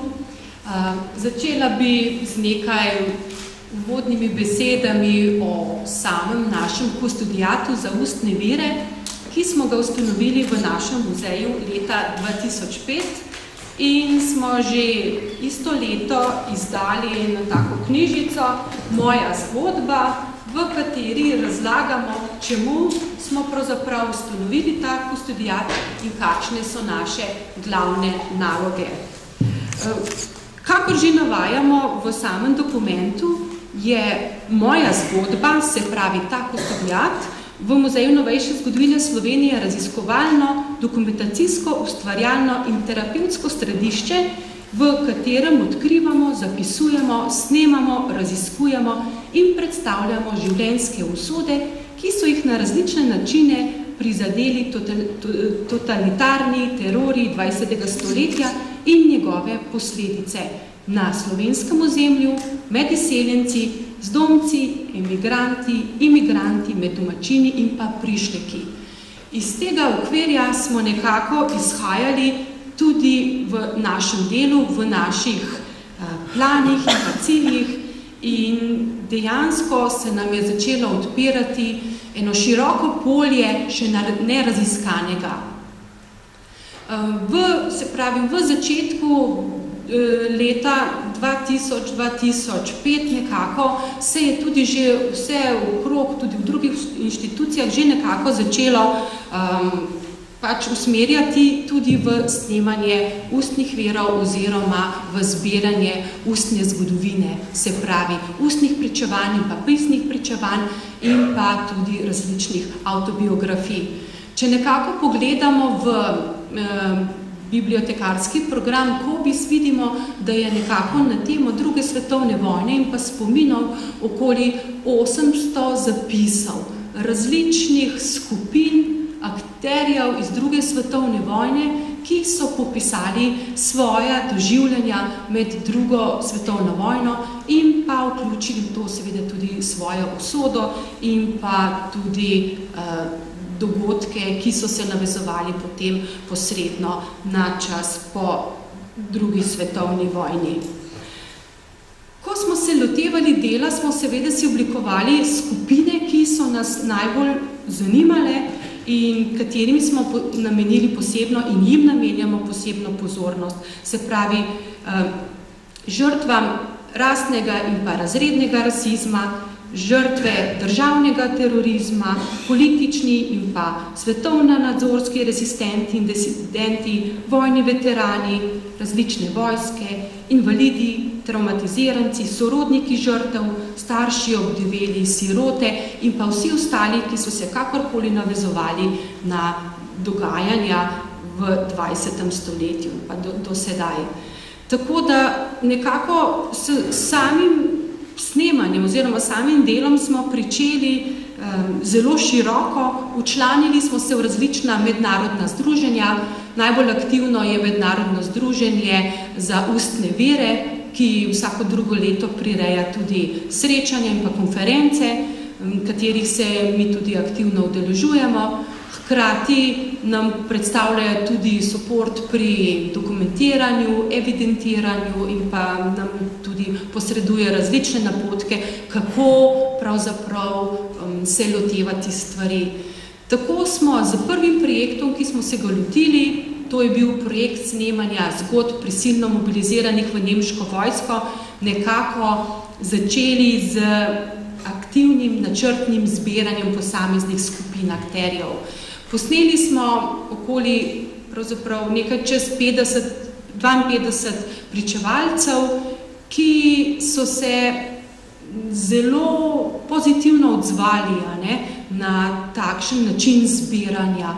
To smo dejansko na terenu organizirali kar ene take sklope snemalnih dni, ko so se pričevalci zbrali, so tudi med seboj podebatirali in pa hkrati smo jih tudi mi posneli. Odziv je bil zares enkraten in zelo pozitiven tudi z naše strani. Iz teh pričevanj smo potem pripravili film, ki smo ga predvajali tudi na televiziji, hkrati pa ga uporabljamo tudi kot učno gradivo, ko hodimo v šole in pa jim predstavljamo tematiko prisilne mobilizacije v nemško vojsko.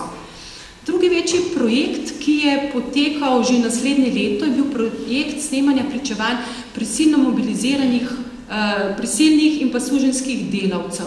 Ta je potekal že na mednarodni ravni, skupaj z 27 državami smo se priključili enemu takemu velikemu projektu, ki ga je vodila mednarodna inštitucija Erinnerung und Zukunft in dejansko se je na tak način zbralo več kot 500 različnih pričevanj vezanih na drugo svetovno vojno v Evropi. Tudi znotraj samega tega projekta so potekale različne delavnice, na katerih smo se še posebej sposobili tudi v samem teoretičnem delu, tako da so hkrati ob teh velikih projektih potekali že tudi naši manjši projekti, ki se pravi tekoče snemanje na terenu. Moram povedati, da zelo veliko ljudi kliče v muzej in želi povedati svojo zgodbo, ki jo mi posnamemo. Večkrat jih potem te zgodbe predvajamo tudi na Radio Ognjišče. Ob sredah imamo oddajo, ravno tako poimenovano Moja zgodba, v kateri predstavljamo različne zgodbe in različnih akterjev vezanih na 20. stoletje oziroma vse do danes. In odmevnost same oddaje in pa tudi povratne informacije so izjemne. In že iz teh, ki nam nudijo povratne informacije, lahko delamo oddajo Moja zgodba naprej. Velikokrat pa se zgodi tudi, da seveda naletimo še vedno na molčečnost. Tudi če nas pokličejo, dejansko, ko se znajdejo pred tem, da bi bilo pa treba povedati kaj v kamero oziroma v snemalni aparat, takrat pa še vedno se velikokrat pojavi, da se nekako odpovejo temu. Ko se pogovarjamo, se odprejo, seveda samo za moje krajše pisne zapise, kar pa se tiče potem naslednjih stopenj, recimo zadnja taka stopnja, potem video zapisi, pa je večkrat že problem. Še vedno obstaja med ljudmi veliko strahu in dejansko vidim, da ni važno, v bistvu, z katere strani prihaja pričevalec. Nekje v podzavesti je še vedno prisotno, da so te zgodbe še vedno nezaželene, da so te zgodbe še vedno take, ki bi lahko škodile samemu pričevalcu in pa njegovi družini. Tako da, ne glede na to, da smo sedaj že skoraj leto 2009, to še vedno obstaja in se v bistvu sploh ne zmanjšuje. Tako da bi rekla, da je pa kakšna skupina, ki pa bi rekla, sedaj pa lahko govorimo, svobodno govorimo in lahko vsem pripovedujemo, take skupine nekako ni. Ja. In potem tudi, ko delamo stvari, ki so vezane na kasnejša obdobja, tudi po drugi svetovni vojni, recimo za razstavo Preganjanje vere in cerkve smo snemali en tak cel sklop pričevanj duhovnikov in bogoslovcev. Tudi to nam je pomagalo k sami predstavitvi razstave in pa samim pogledom v čas. Hkrati pa tekoče spremljamo delo v muzeju, širimo z našimi snemanji zbirke, ki bi bile recimo nekako mrtve, recimo zbirke iz druge svetovne vojne, jih podkrepujemo z pričevanjem ljudmi, ki so delovali v tem času. Hkrati pa trenutno pripravljamo en dokumentarni film, ki se bo navezoval na razstavo Preganjanje kmetov in bo dejansko se že navezoval na povojni čas in pa na preganjanja. Sedaj bi vam zavrtela le par odlomkov iz teh naših posnetkov iz preteklosti. Tako vam bom predstavila enega prisilnega mobiliziranca v nemško vojsko. Kolega Zorko vam je danes že predstavljal to temo. Tukaj vam pa nekako lahko zavrtim en tak kratek pasus, ki prikazuje... 6. januarja smo se skrcali v Turku na Finskem.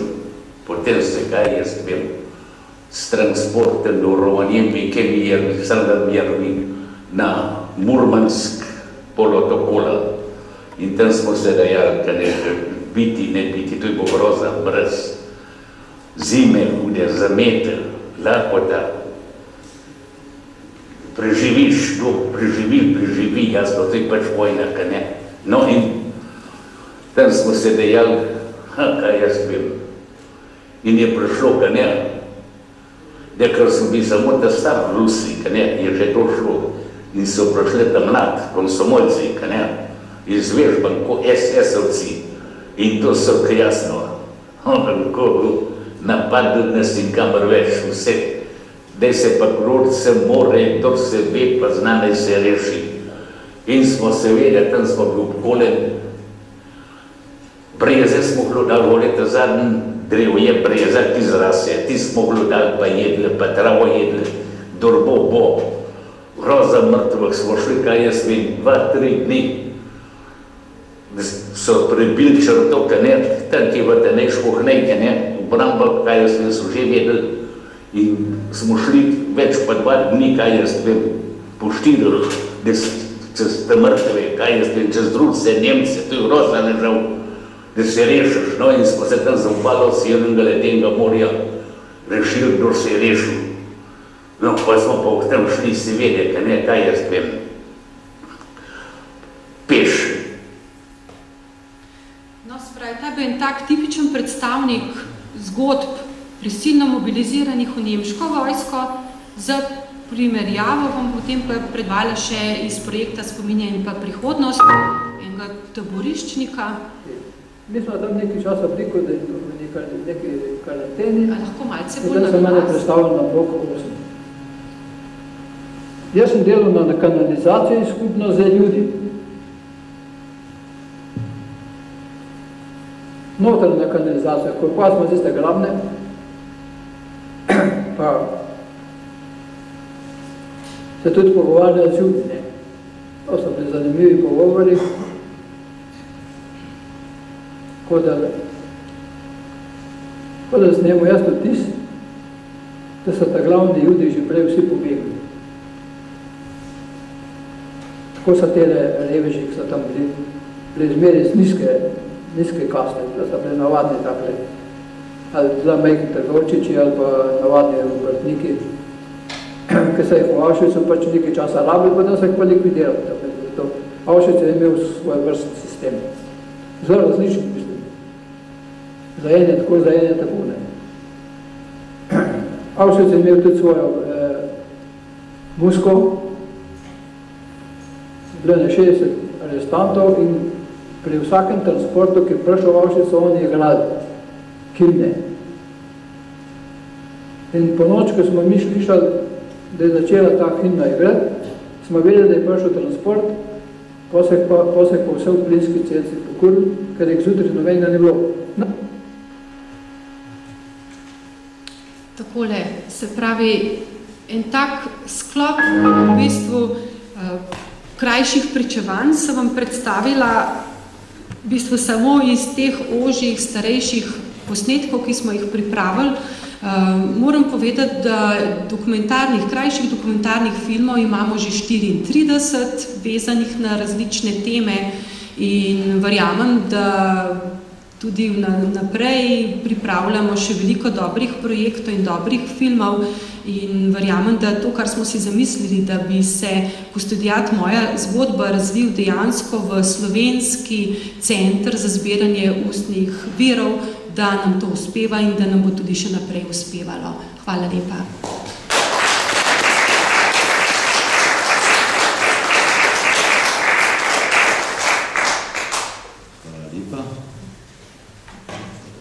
Hvala lepa za ta referat od gospe Kokaljeve in sedaj vabim k besedi Jožeta Dežmana, ki bo zaključil današnje srečanje s svojim referatom z naslovom Razpad tabujev in tranzicijska pravičnost v Sloveniji.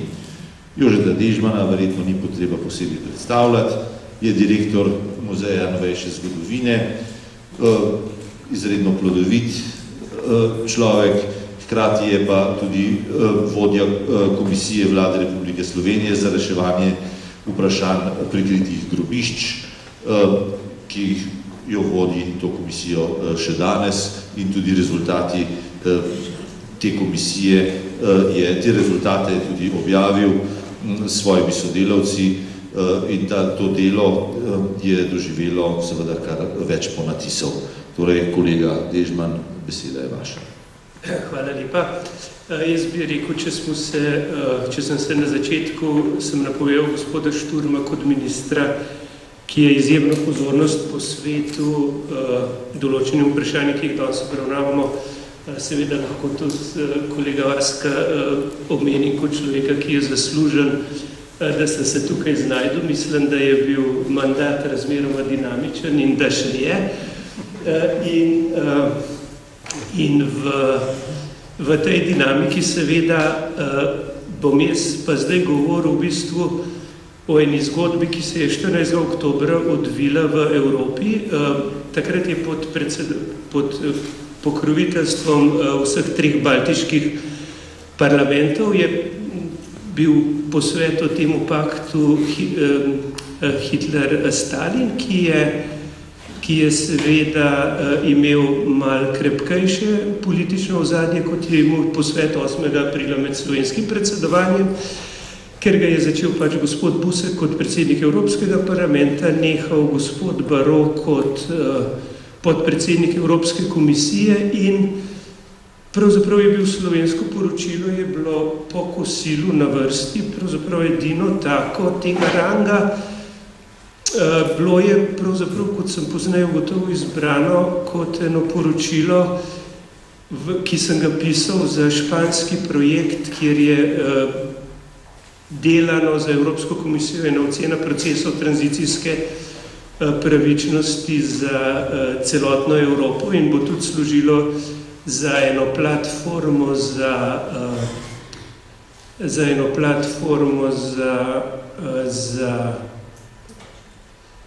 za ene politične izhodišča in verjamem, da to pomeni, kljub vsemu, da Slovenija lahko na razmeroma velika vrata stopi v ta evropski pogovor. Tukaj je znak tega projekta, ki smo ga delali leta 2002 s kolegi iz Koroške, ki je, moram reči, povzročil nekaj razburjenja na obeh stranih meje, ampak verjamem, da je v tem prostoru aktualen še danes, ker pravzaprav vsak se mora svoje totalitarne preteklosti na en način zavedati. In zdaj, to, kar je gospod Šturan že poudaril, je ta razmislek o tem, da imamo mi v bistvu 70-letno izkušnjo s totalitarizmi. Tukaj to pomeni, da nekako se v bistvu Sovjetsko zvezo lahko primerjamo in jasno je, da jaz mislim, da bomo mogli se lepo čas tega tudi ob zdajšnjih zadregah s brati Hrvati se seveda moramo zavedati, da je tole po razpadu Avstro-Ogrskega imperija nastane ena eksplozivna mešanica, se pravi, mi imamo takrat dobršen del meje s Hrvaško nekako stabiliziran, ta nestabilni del nam dela težave. Danes Mađari bi se tudi dali pogovarjati, čigavo je kaj. In v bistvu je to prvo konfliktno polje je seveda za Avstrijci s plebiscitom, ki ga v bistvu opredelijo slovenski glasovi za Avstrijo. In tukaj se mi zdi, da je treba se nekaj teh simbolnih točk zavedati. To je avto koroškega Gauleiterja, ki ima datum plebiscita na tablici. Se pravi, skozi se generira ta visok simbolni naboj in mislim, da je nadležnost tele regije je pravzaprav najbolj prestreljena skozi tole osebo, se pravi, stari oče je iz Tržiča, rojen v Trstu, radikalizira se kot nacionalsocialist na Koroškem, Gauleiter Dunajo in vodja operacije Reinhardt, ki pomeni smrt približno 1,7 do 1,8 milijona poljskih judov, se vrne na operacijsko cono Jadransko primorje in posledica je požgana Primorska. Se pravi, Odilo Globočnik kot en pol, na nasprotni strani je seveda verjetno Josip Broz Tito, ampak o tem več kasneje. Se pravi, druga razpadna reaktorska cona je seveda zahodna meja po Rapalu in nedvomno je ta požig Narodnega doma v Trstu zadostna mera za začetek ene agresivnega fenomena, ki se mu pač reče obmejni fašizem, tako kot so koroški štajerski nacisti, v bistvu eni najbolj radikalnih v Rajhu je pač ta tržaški fašizem en bolj agresivnih v Italiji in seveda pa ob vsakem pritisku se zraven vidi tudi rezistenca in verjetno bo pač precej pogovor o tem prvem oboroženem uporu proti fašizmu. Nedvomno je ta pritisk, da je 80% v bistvu smrtnih kazni izrečenih Slovencem in Hrvatom je ena zadostna mera. Potem je seveda okupacijska delitev Slovenije, naredite mi to deželo zopet nemško, Hitlerjev obisk v Mariboru, nič boljše ostali, se pravi Horthy in Mussolini.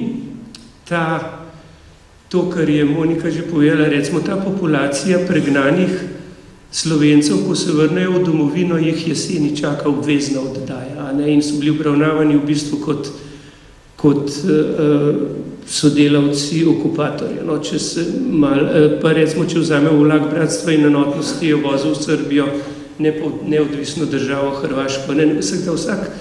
Vsako polje, ki ga odpremo, naslednjo so seveda taborišča, zapori in konfinacija v Italiji. Ravno tako tema, ki jo bomo mogli s kolegi iz Italije še precej predelati. Množična smrt v nemških koncentracijskih taboriščih, ta gospod Godac, temu je na Anglež po svetu simfonijo, zaradi razstrelitve te delavnice za bombe nekje okrog Mauthausena, verjetno so ga pa obesili sojetniki sami, ker je mu težave z izdajanjem skozi vso pot. Streljanje talcev nemško, italijansko in pa to, kar je že kolega Zorko omenil, seveda množična smrt v nemški vojski, se pravi z epicentrom smrti na vzhodni fronti in pa to je zdaj spodaj na razstavi, vidite tudi hipotezo o smrti v italijanski vojski, kjer pravzaprav Sovjetska zveza tudi zelo odstopa.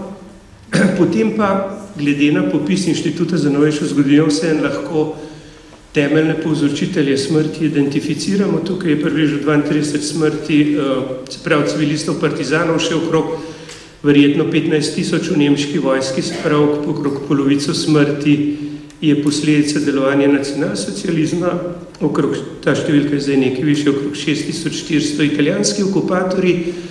In pa seveda s tem pridemo na tisto temeljno vprašanje, ki se mu Slovenija mora malo bolj na široko odpreti. Če imamo mi 6% mrtvega prebivalstva in v bojih s slovenskimi partizani pade manj kot 5000 okupatorjev, je seveda to vprašanje, ki velja tudi za Jugoslavijo, se pravi približno 1 milijon mrtvih Jugoslovanov in okrog manj kot 80,000 okupatorjev do vstopa Rdeče armade na jugoslovanska tla.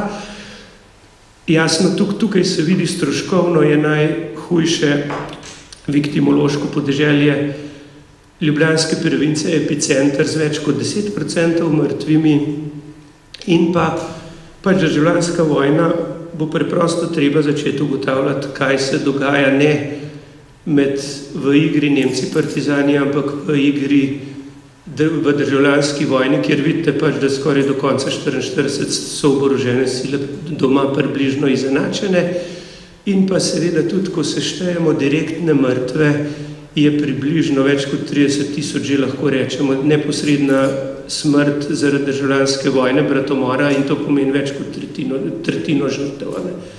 Če pa vzamemo še način vodenja upora in pa ene oblike kolaboracije, je pa seveda ta številka krepko višja. Bilance, se pravi, totalitarnih režimov se približno da se števati in so seveda enormne.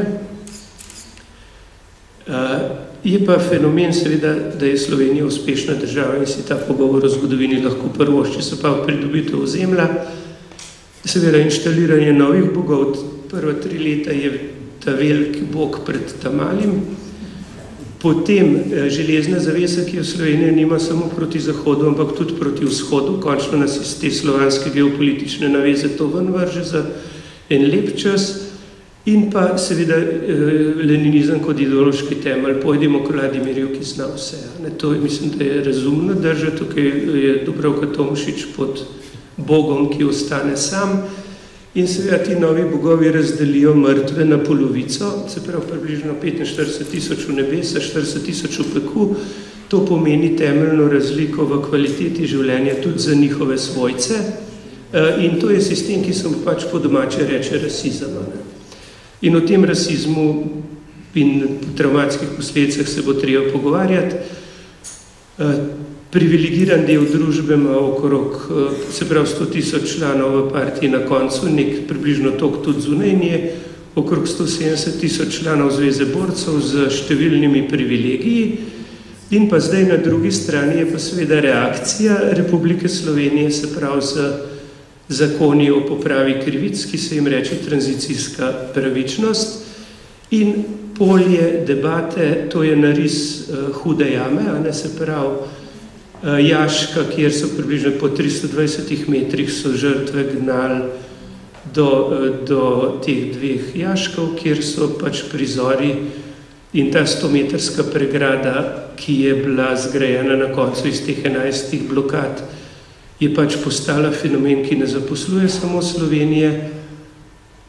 Ta skupina, pogled na to skupino žrtev, je seveda bil eden, prizori v jašku so seveda hujši, ampak ta hip raziskava poteka, jaz upam, da bo šla naprej.